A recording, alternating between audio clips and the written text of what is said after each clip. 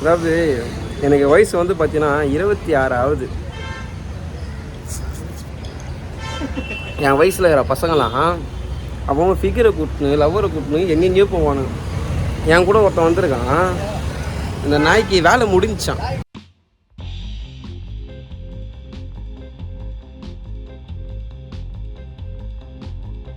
அதனால் நான் night shift, நான் தூங்கிட்டு இருக்கேன் வீட்டில். வா பீச்சுக்கு போகலாமா? யாரா நீ? அடிக்கிற வெயில மே மாதங்க இது. மே மாதம் வந்து பீச்சுக்கு கூப்பிட்றா நைட்டு 2:30 மணிக்கு, சாரி பகல் 2:30 மணிக்கு. ஏதோ ஒன்று வெயில் இருக்காதாங்க மே மாதம். 5:30 மணிக்கு கொளுத்தாது. இந்த வெயிலுக்கு வாவான் வந்தீங்கன்னா நான் சாப்பிட வாங்கி தருவேன். பட் அந்த டீலிங் எனக்கு ரொம்ப பிடிச்சிருந்துச்சு, ஒத்துக்கிட்டேன். சரி, அதனால தான் நான் வந்திருக்கேன். நான் ஒன்று இப்போ மைக் இல்லை. மைக்கை வந்து அப்துல் தெரியுமா, எங்கள் கூட ஒருத்தர் ஸ்லிம்மாக இருப்பார் பத்தியா, அவர்கிட்ட தான் மைக் இருக்கு. ஸ்கூல் டாப்பர் அவர்கிட்ட தான் மைக் இருக்கு. இப்போ அவர் ஆஃபீஸில் இருக்கானா, மைக்கை தந்து கூட நாங்கள் பீச்சுக்கு போகிறோம்டா, எதனா எடுத்து விளாக் பண்ணி போட்டோம்டான்ட்டா. இல்லை எங்கள் ஆஃபீஸில் விட மாட்டாங்க. மயிரே 1 மணி நேரம் பர்மிஷன் கேட்டு வாடான்னு இருக்கோம். வராராம், அடிக்கிறதுக்காகவே வரான். அந்த மயிர் வார்த்தை யூஸ் பண்ணால அதுக்காகவே வரான். அவர் வரட்டும், அவன் அடிப்பான். நீங்கள் பாருங்கள், மைக் கொடுத்து அவர் 1 மணி நேரத்தில் திரும்ப ஆஃபீஸ் போயிட்டு வரா, இல்லை போவதான் விட்டுருவானா. அடுத்தது பீச்சில் சந்திக்கிறேன் இருங்க. இன்னொருத்தர் சையத்துன்னு ஒருத்தர், அவர் ஆஃபீஸில் தான் இருக்காரா. கேமராமேன் ஆஃபீஸில் இருக்காரா. நாங்கள் 3 பேர் ஒன்றா இருக்குன்னு சொன்னாலே போதும், வயிற்றுச்சலே ஓடி வந்துடுவோம். இப்போ அது சொல்லிருக்கோம், பார்க்கலாம் என்ன நடக்குதுன்ட்டு. இப்போ பீச்சில் போயிட்டு காட்டுறேன் உங்களுக்கு என்னன்னு.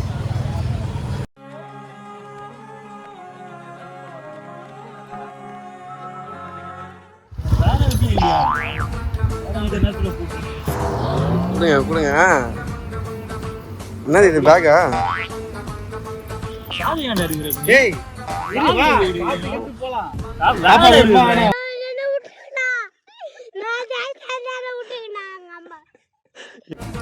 போயிட்டு வரா இல்லை போவதான் விட்டுருவேண்ணா.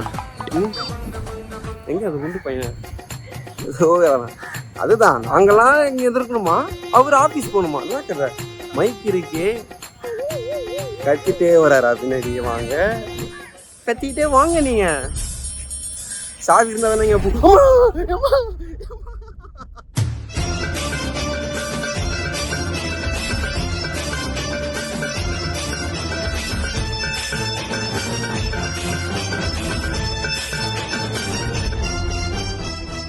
நண்பர்களே, லீவ் வாங்க வச்சாச்சு. லீவ் போட்டு நான் ஒன்று ஓடி வந்து முதுகில் பட்டாருன்னு நினச்சிட்டான். அதுதான் இன்னும் அவன் கை முதுகில் பற்றி பரவாயில்ல, நண்பனா போயிட்டான். என்ன தெரியும்ல அப்துல்லே, உங்களால தான் லீவை கேட்டு வாங்கியிருக்கேன். சோத்துல ஒளிய வச்சு. ஆமா, என்ன கேட்ட? யார்கிட்ட கேட்ட லீவு? மேனேஜர்கிட்ட தான். என்ன மேனேஜர்னா? இல்லை வந்து எதுனா ரீசன் சொல்லிட்டு வாங்கினியா? எனக்கு ஒரு 2 hours பர்மிஷன் கிடைக்குமா? இல்லை எதிர் வீட்டு ஆண்டி தேங்காய் சொன்னாங்க. திடீர்னு அப்புறம் வேணா நீ போப்பான்னு சொல்லிட்டாங்க. பட் கையும் ஓடல காலும் ஓடல, ஆன்டி ஞாபகமாகவே இருக்கு. லூஸ் மோஷன் தான், வேற என்ன ரீசன் சொல்றது? ஓ, பைக்ல லூஸ் மோஷனா? சரி, நவுந்து உட்காரு. சரி, இது பார்த்துக்கலாம்.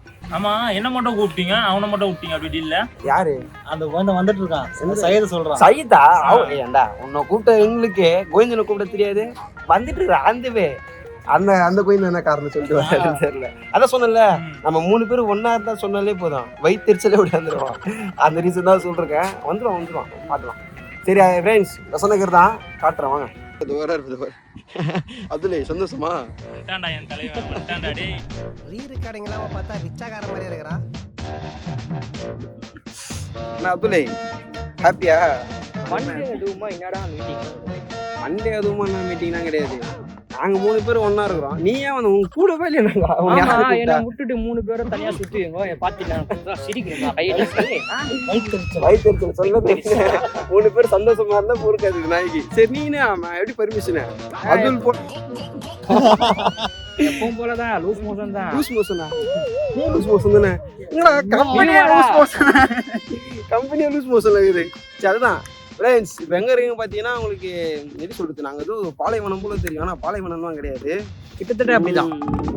இதை பார்த்தா தெரியும். எலியட்ஸ் பீச்சுக்கு வந்திருக்கோம். அது பேர் என்ன தெரியுமா? அங்கே போய் என்னன்னு சொல்கிறோம், வெயிட் பண்ணுங்க.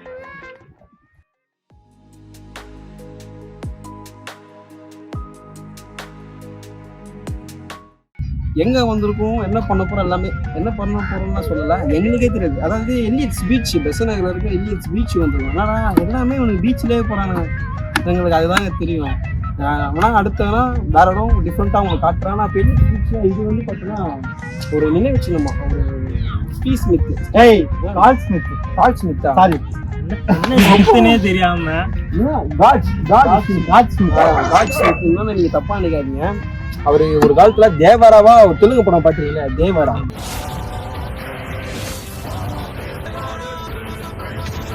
அந்த படம் ஒரு கேரக்டரா வாழ்ந்துருக்கு. ஏன்னா எங்களுக்கு தெரியாது, இந்த போர்டு தான் பார்த்தோம். இந்த இந்த கேட் ஸ்மித் என்னடா வாயிலே வர மாட்டேங்குது. டென்மார்க்ல பிறந்திருக்காரு.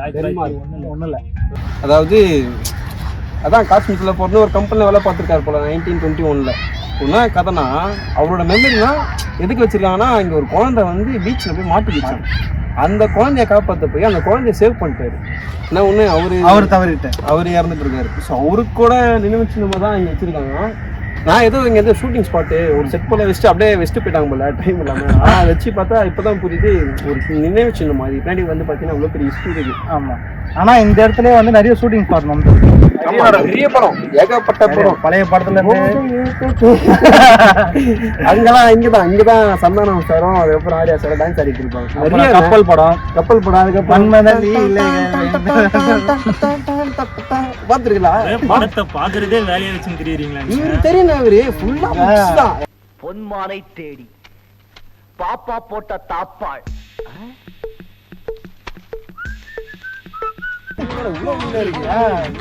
சாப்பிடலாமா பசிக்குது. எங்கடா கடத்த வேலையில இருந்து கூப்பிட்டு வந்துட்டானுங்க, வேலையை முடிச்சு வந்துட்டானுங்க. பசிக்குதானே அப்போ சொன்னேன். அத்தனை வாட்டி கேட்டேன், எங்க கூட்டின்னு போறீங்க, உங்களுக்கு என்ன ரைட்ஸ் இருக்குது எங்களை மாதிரி கூட்டு சாவடிக்கிறதுக்கு?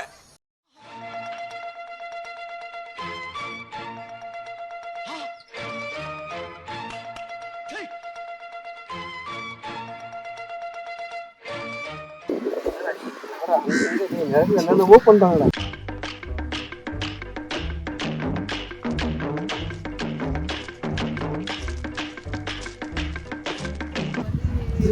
சாப்பிடலாம்னு சொல்லிட்டு வாயில தான் சொல்றீங்களே தவிர சரி கிஷோர் வாங்கி தரேன்னு கூப்பிட்டு வந்து பஜ்ஜி சாப்பிடலாமா? பஜ்ஜியா? எப்ப பஜ்ஜி? பீச்னாலே பஜ்ஜி தான்.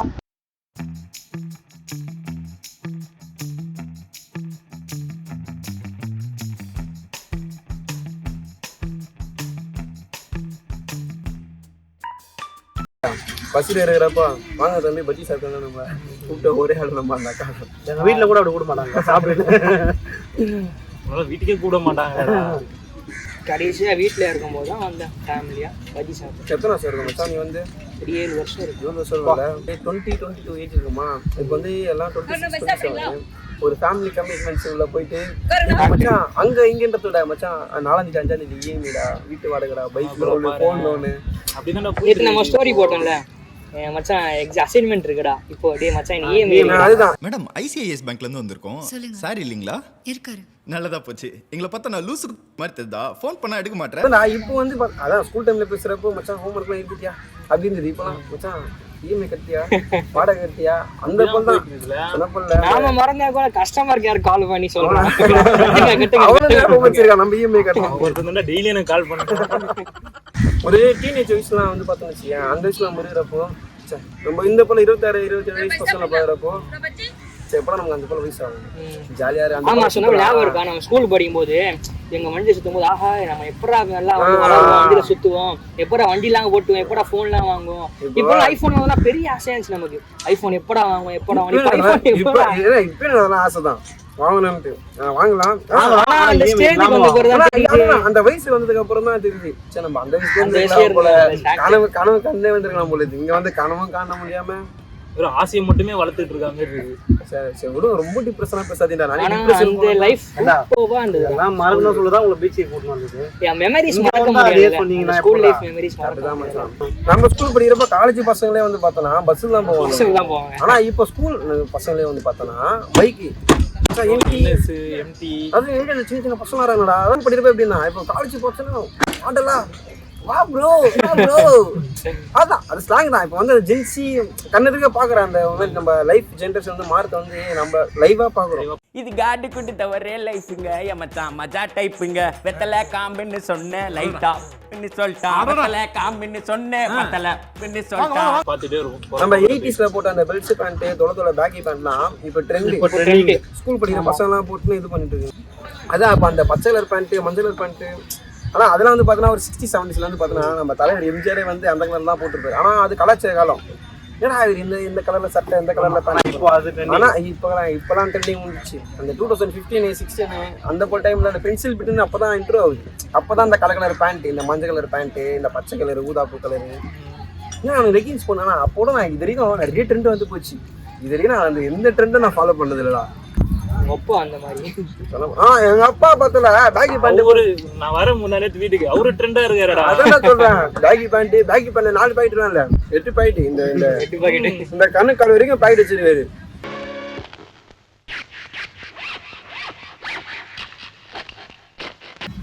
பனின்னு அந்த ஓவர் சைஸ் பனின்னு உடனே அவரு என்னடா ட்ரெஸ் அப் பண்ற என்ன பாரு. ஆனா எங்க அப்பா தெரியல எம்ஜிஆர் ரசிகன்லாம் கிடையாது, எம்ஜிஆர் பக்தன் எங்க அப்பா. தெய்வமே தெய்வமே நன்றி சொல்வேன் தெய்வமே. அப்பாவோட ஒரு 10 நிமிஷம் பேசி எம்ஜிஆர் பத்தி கேள அவ்வளவுதான் 1.5 மணி நேரம் கேளா. நீ சாப்பிட்டான்னு கூட கேளா.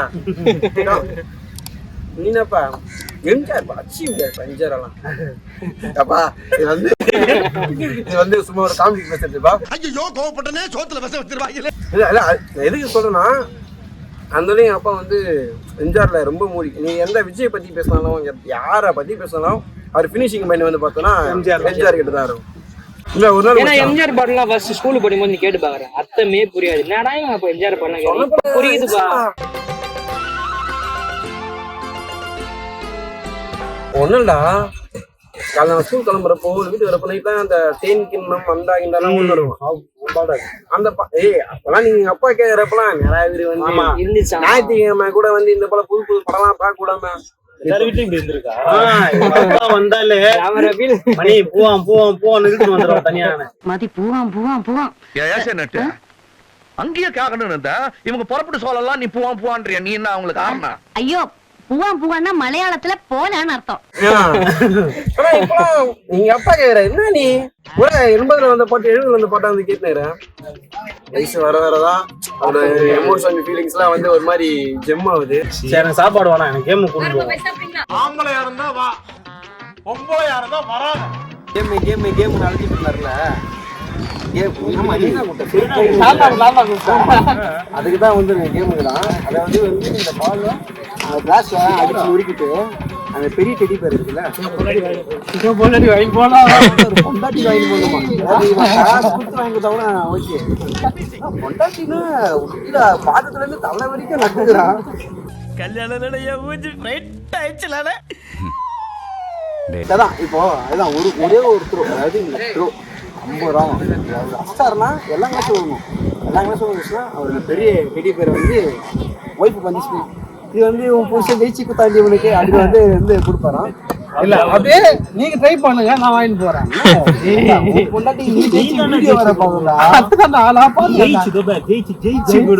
அதாவது மத்தவங்க ஜெயிப்புல வாங்கி மாட்டாங்க. இல்ல இது எனக்கு கொஞ்சம் வராது, ஆண்டு கொஞ்சம் இதுவா இருக்கு. பொண்டாட்டி என்னன்னா நீ ஜெயிச்சு அதுதான் நான் சொல்றேன். அதுதான் வந்து உன் பொண்டாட்டிக்கு நீ உண்மையா இருக்கிற தங்கச்சிக்கு நீ வாங்கி கொடுக்க மாட்டேன். துப்பாக்கி பிடிங்க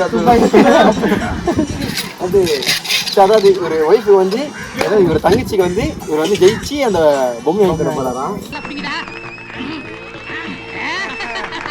இது பாய்ஸுக்கா மச்சான், அது வரைக்கும் லேடிஸ்க்கு. நான் இன்னும் நான் லெஜெண்ட்ரா, இன்னும் 2 பொம்மை கிடையாது எனக்கு பொம்மை முக்கியம். ஒரே ஷாட்டு தான் 50 ரூபா. நீ அந்த ஒரு ஷாட் எல்லாத்தையும் அடிச்சிருமாடா.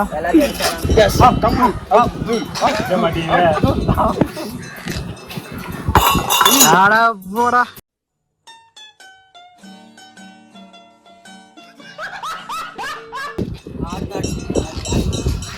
அதாவது பரவாயில்ல கட்டி வச்சு ஆரம்பிச்சிருக்காங்க மச்சான். கட்டியா தானே நல்லா இருக்குடா தங்கச்சிக்கு 50 ரூபாய்க்கு ஒர்த்து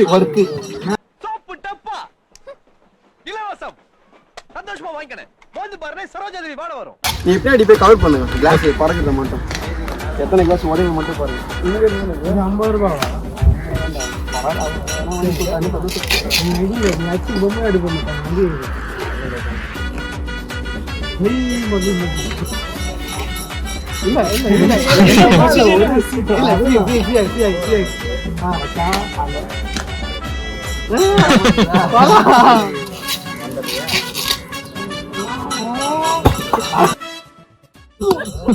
செருப்பு கட்டிட்டு